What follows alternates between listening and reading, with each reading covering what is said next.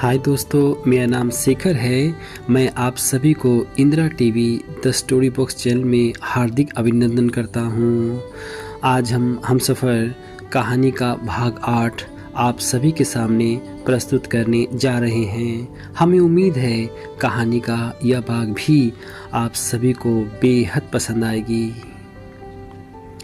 आप देख रहे हैं Indira TV the story box. हम सफ़र भाग 8। तो आइए इस खूबसूरत कहानी की शुरुआत करते हैं। सुबह का खूबसूरत समय था। सूरज में लालिमा अब भी प्रकार थी। सर्दियों का समय चल रही थी। सुबह के करीब 8 बज रहे होंगे। शालिनी को यहाँ नाश्ते के लिए घंटों प्रतीक्षा करनी पड़ती थी। कारण यह था कि वह अपने घर सर्दियां हो या गर्मी बहुत सवेरे जग जाती थी। आदत अनुसार यहाँ भी उसकी आंखें सुबह सवेरे ही खुल जाती थी और वह हाथ मुंह धोकर नाश्ते की प्रतीक्षा में ही बैठी हुई थी। वह सोफे पर बैठकर रेडियो सुनने लगी थी। वह कुछ देर रेडियो सुनने के बाद रेडियो बंद करके उसने एक लंबी अंगड़ाई ली और मेज पर से नोवेल उठाकर देखने लगी। तभी दरवाजे पर दस्तक हुई। शालिनी ने चौंक कर उधर देखा और बोली, आ जाओ। थोड़ी देर बाद सतीश ने आकर कहा, नाश्ता तैयार है शालिनी मैडम, आपकी प्रतीक्षा हो रही है। ओह आप, शालिनी ने अपनी विचारधारा से चौंकते हुए कहा। गुड मॉर्निंग शालिनी जी, सतीश ने मुस्कुराते हुए कहा। सुप्रभात सतीश जी, क्या बात है, सुबह सुबह आप मेरे कमरे में आ गए, क्या कोई विशेष बात है? ऐसी कोई बात नहीं है, बस आपको देखने की इच्छा हो रही थी। वैसे भी आपने कुछ बताया नहीं, सतीश गंभीरता से कहा। शालिनी ने आश्चर्य से पूछा, किस बारे में? सतीश ने मुस्कुराते हुए कहा, कल आपके डैडी का पत्र आया था। डैडी ने क्या लिखा, आपने कुछ बताया भी नहीं। शालिनी गंभीरता से बोली, डैडी को मेरी चिंता हो रही थी। आप सब के बारे में पूछ रहे थे। मैंने कहा कि सब ठीक है। साथ ही डैडी हमारे रिश्ते के बारे में पूछ रहे थे। मेरा निर्णय जानना चाहते हैं। तो क्या निर्णय है आपका? मुझे यकीन है मैं हर प्रकार से आपके काबिल हूँ। मुझे आप पसंद हो। वैसे भी आपको मेरे जैसा काबिल बिजनेसमैन कहाँ मिलेगा? सतीश ने खुद पर गर्व करते हुए कहता ही चला जा रहा था। वह आगे कहने लगा, शालिनी आप बहुत सुंदर हो। मैं कितना भाग्यशाली हूँ तुम्हें पाकर। मेरा जीवन सफल हो जाएगा। बस आपसे मेरी शादी हो जाए, दुनिया की हर दौलत आपके कदमों में ला दूंगा। आप देख रहे हैं Indira TV the story box. Mister Satish, Shalini अचानक गंभीर हो गई। एक बात कहूँ, आप बुरा तो ना मानिएगा? जरूर कहो, सतीश मुस्कुराया। भला तुम्हारी बात का मैं बुरा कैसे मान सकता हूँ? आप देख रहे हैं Indira TV the story box. देखिए, मैं आज तक ना तो जीवन में कभी झूठ बोला है और ना किसी को अपनी ओर से धोखे में रखा है। मैं आपसे एक बात साफ शब्दों में कहना चाहती हूँ। हाँ कहो, स्वर सतीश के थे। देखिए, बात यह है कि आदमी को अपने भविष्य के लिए फैसला करने में स्वतंत्र होना चाहिए।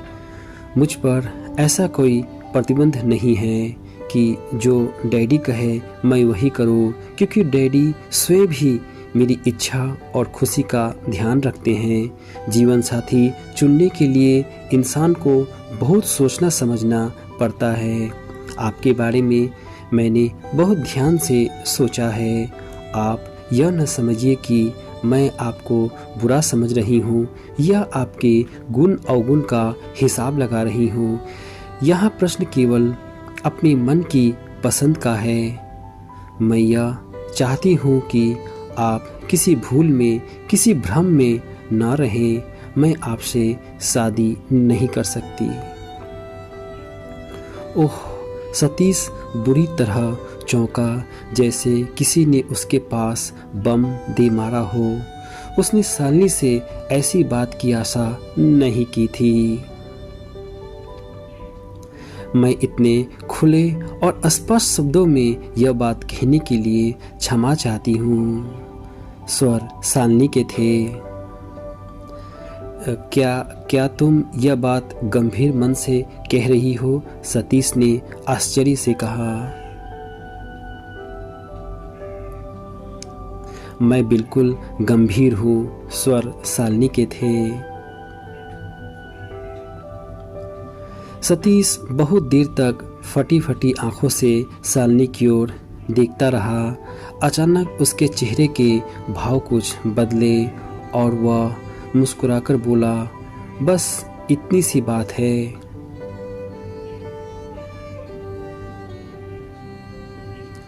शालिनी ने चौंककर सतीश की ओर देखा। सतीश हंसकर बोला, भाई यह मामले घड़ी तो घड़ी के मेल के तो नहीं होते, इनका संबंध तो पूरे जीवन से होता है। इस बारे में मैं आपको अकारण ही कोई दबाव नहीं डाल सकता। अगर आपने यह फैसला किया है तो सोच समझकर ही किया होगा। मैं आपसे खुश हूँ कि आपने स्पष्ट बात कहकर हम लोगों को धोखे में नहीं रखा, मगर आप यह फैसला करके यूँ मत समझिए कि हमारे और आपके संबंध बिगड़ जाएंगे। इस फैसले से हमारे साधारण संबंध में कोई अंतर नहीं आना चाहिए। कुछ देर शालिनी आश्चर्य से सतीश की ओर देखती रही, जैसे सतीश की बातों पर विश्वास न हो। फिर सतीश बोला, अच्छा अब आप चलिए, नाश्ते के लिए देर हो रही है।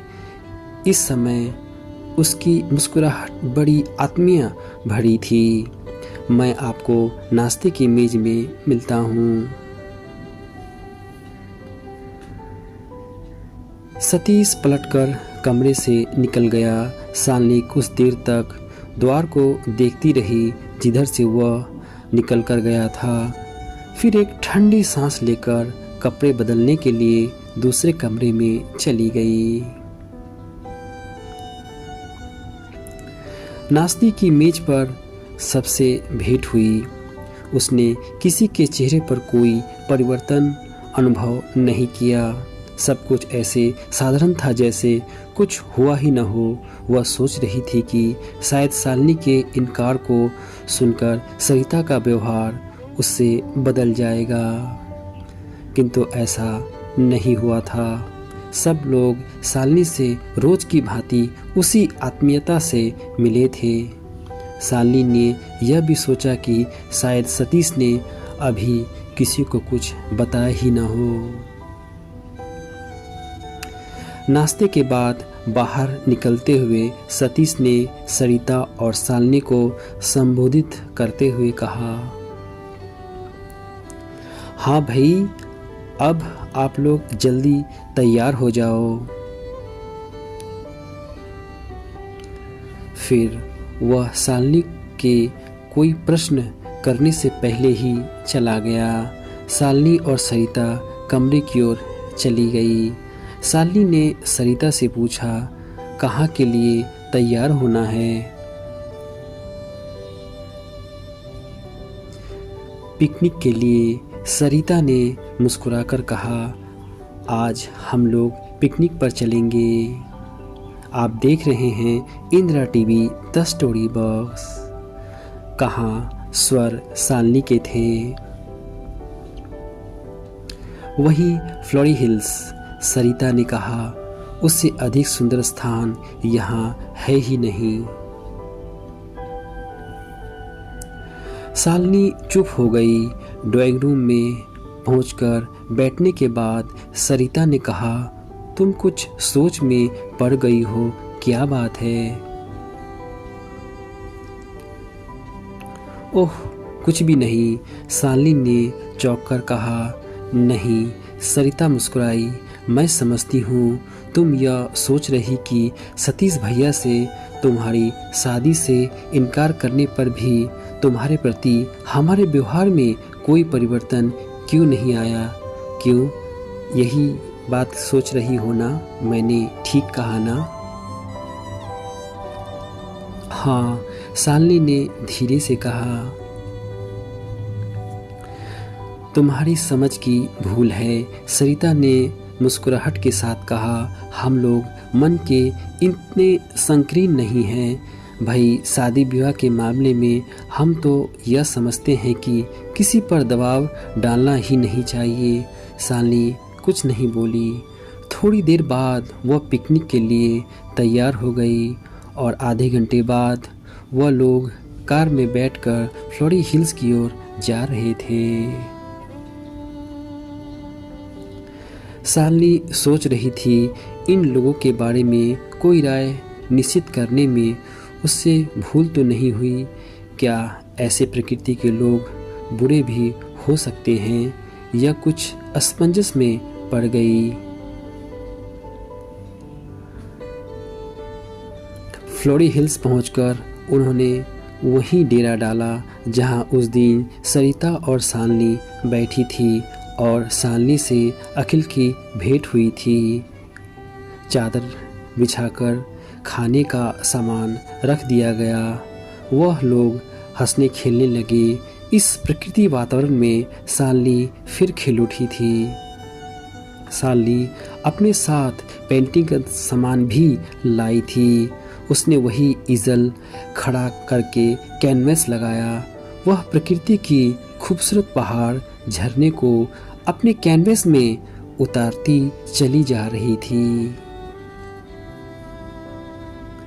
सतीश ने कहा, हम लोग यहाँ पिकनिक मनाने आए हैं, चुपचाप बैठने नहीं आए। तभी सालनी ने सतीश से कहा, प्लीज़ केवल चंद मिनट दीजिए सतीश जी, बस पेंटिंग तैयार होने वाली है। सालनी ने प्रार्थना की। आप देख रहे हैं Indira TV the story box. अच्छा ठीक है, सतीश ने मुस्कुराते हुए कहा। कुछ समय बाद तस्वीर तैयार हो गई। तस्वीर कुछ ऐसी थी कि पहाड़ ढलान में 3 ऊंचे ऊंचे पेड़ के बीचों बीच एक खूबसूरत मंदिर था। मंदिर के गुंबज में एक त्रिशूल लगी थी। सच में सालनी की पेंटिंग लाजवाब थी।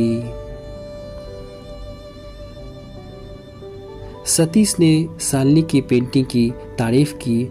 वह सरिता से कहा, देखो सरिता, कैंपिंग का सारा सामान तो यहाँ मौजूद है, खाने पीने का भी सारा सामान मौजूद है। तुम एक काम करो, तुम खाना तैयार करो।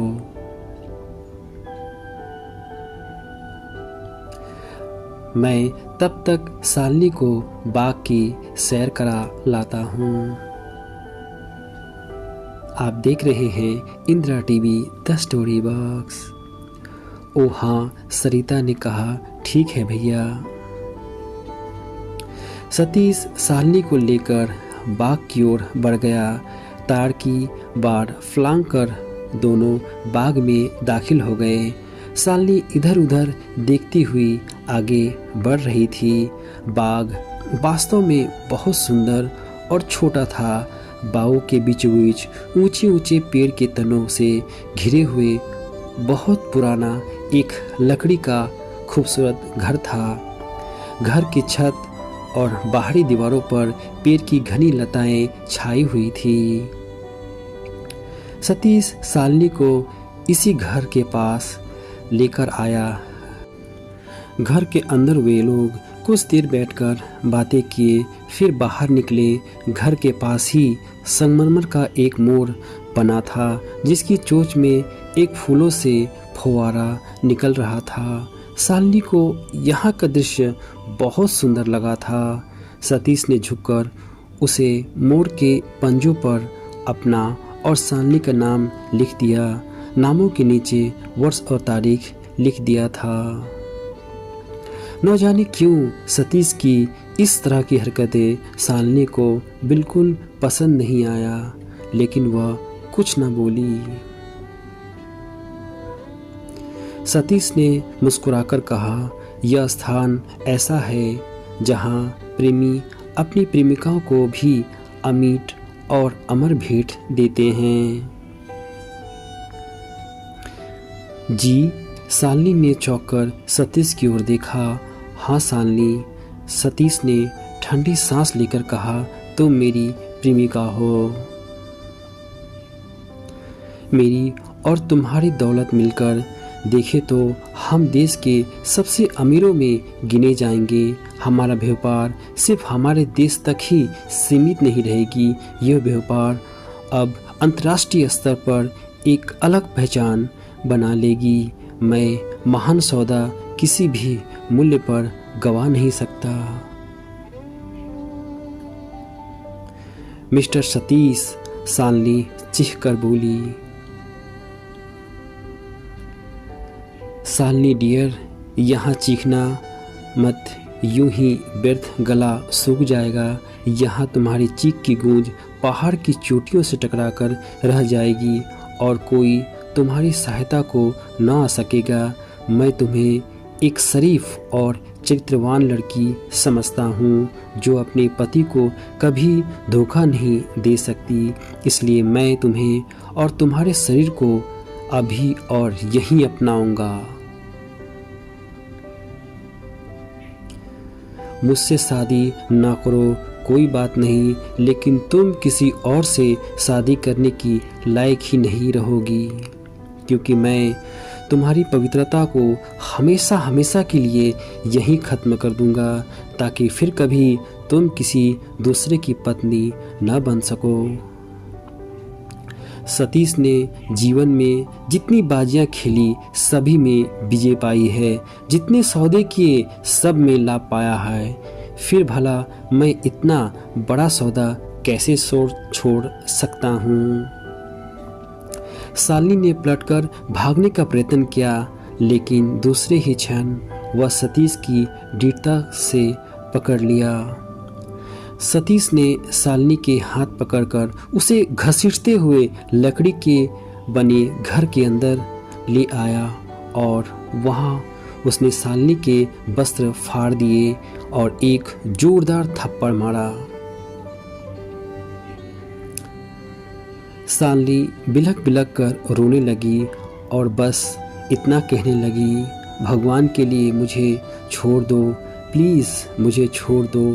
उसके गले से कई चीख निकल गई थी।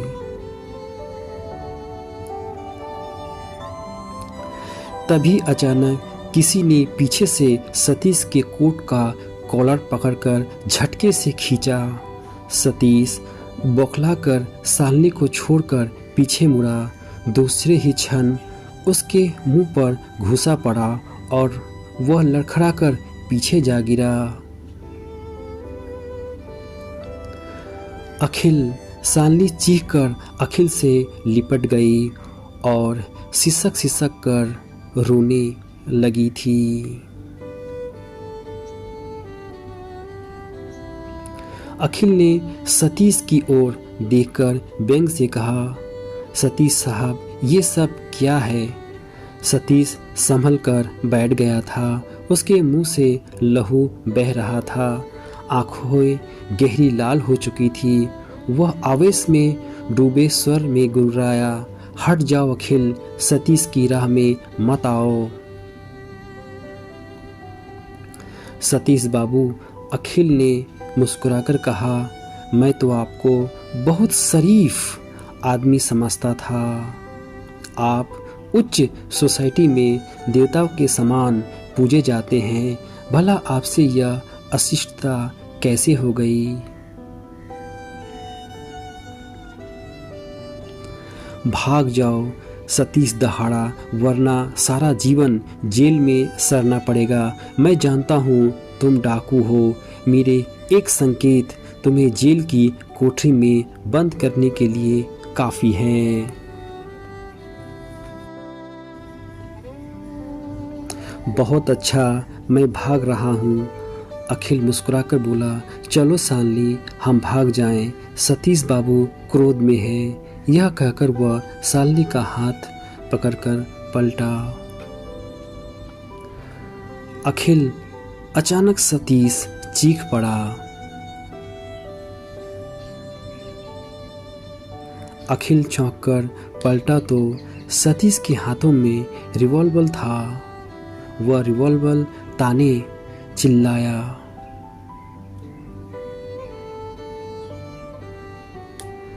सालनी को छोड़ दो और यहाँ से चले जाओ। मेरी तुम्हारी कोई दुश्मनी नहीं है। सतीश बाबू, अखिल गंभीरता से बोला, मुझे परिस्थितियों ने डाकू बनाया, लेकिन मेरी सीने में इंसानियत का खून है। मैं मौत से डरकर एक बेबस लड़की को तुम्हारी काम वासना का शिकार बनने के लिए नहीं छोड़ सकता। मैं तुम्हारा खून कर दूंगा, सतीश गुस्से से कहा। जरूर कर दीजिए, यह घटना भी यादगार बन जाएगी। यह कहकर अखिल मुस्कुराया और सालनी का हाथ थामकर पलटा। धाएं धाएं धाएं 3 फायरिंग हुई और अखिल लड़खड़ाकर गिर पड़ा। अखिल सालनी के मुंह से कांपती हुई चीख निकल गई। फिर वह अखिल पर गिर पड़ी। अखिल की बाह, कमर और गर्दन में तो गोली लगी थी और वह तड़प तड़प कर दम तोड़ रहा था। सतीश भौचक्का सा अखिल की ओर देखे जा रहा था। शायद वह होश में आ चुका था। उसकी आंखों से वह पर्दा हट गया था। नहीं नहीं, यह नहीं हो सकता। सालनी बिलख बिलख कर रो पड़ी। अखिल ठंडा पड़ चुका था। आप देख रहे हैं Indira TV the story box. अचानक सतीश बड़बड़ाया, नहीं, मैंने खून नहीं किया। बस इतना कहकर वो वहां से भाग गया।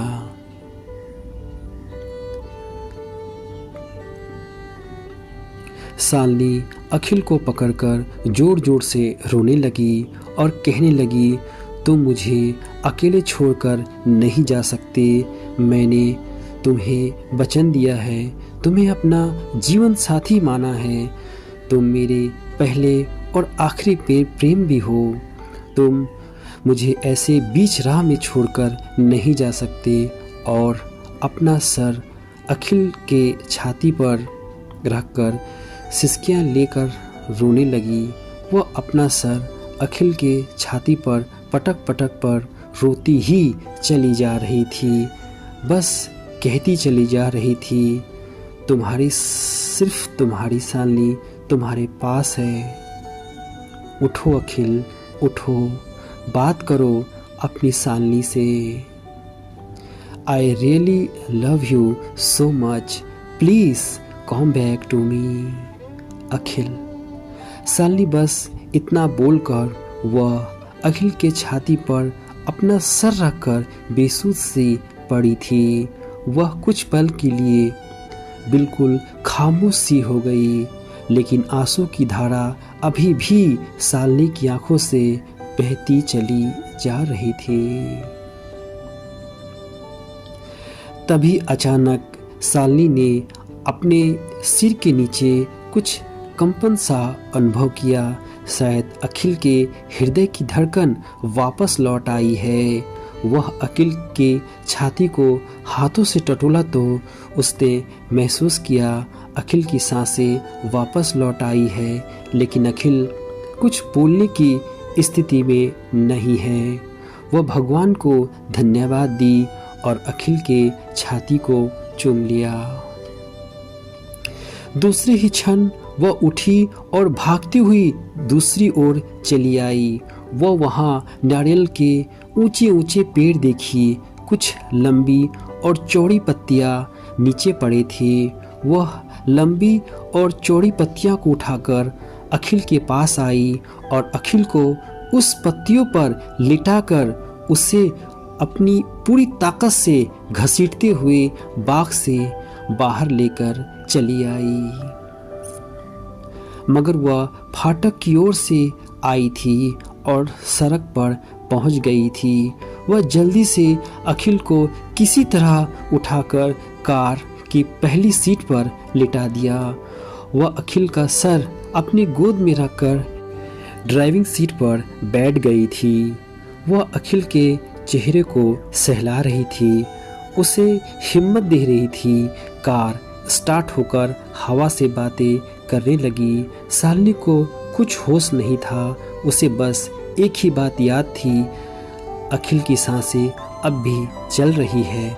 उसे हर हालत में बचाना होगा, उसे अपने प्यार की रक्षा करनी होगी।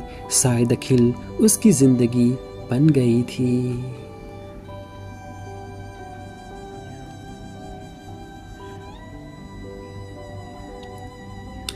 हम कहानी का भाग 9 जल्द से जल्द लेकर आप सभी के सामने प्रस्तुत होंगे। तब तक अपने दोस्त शेखर को इजाज़त दीजिए। अपना ख्याल रखिए। धन्यवाद दोस्तों। फिर मिलते हैं इसी कहानी के अंतिम कड़ी में।